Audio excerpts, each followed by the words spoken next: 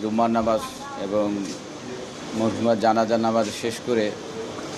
তারপর থেকে আমরা বিরতিহীনভাবে আমরা গণনা অব্যাহত রেখেছি এবং এ পর্যন্ত আমরা 21টি হলের মধ্যে 15টি হলের ভোট গণনা সমাপ্ত করতে পেরেছি। আমাদের সহকর্মীদের ঐকান্তিক প্রচেষ্টা সকলের সহযোগিতার মধ্য দিয়ে আমরা এই পর্যায়ে এসেছি এবং বর্তমান 6টি হলের ভোট গণনা অব্যাহত রয়েছে এবং তার বেশিরভাগগুলি সমাপ্তর দিকে এবং বিশেষ করে আরও 2টি হলের আধা ঘন্টার মধ্যে আরও 2টি হলের ফলাফল আমরা গণনা সমাপ্ত হয়ে যাবে এবং এগুলো সমাপ্ত করে আমরা আশা করছি যে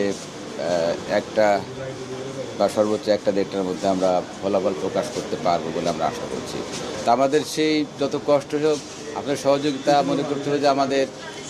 যে 24শে জুলাইয়ের যারা গণঅভ্যুত্থানের মধ্য দিয়ে যারা আত্মাহুতি দিয়েছে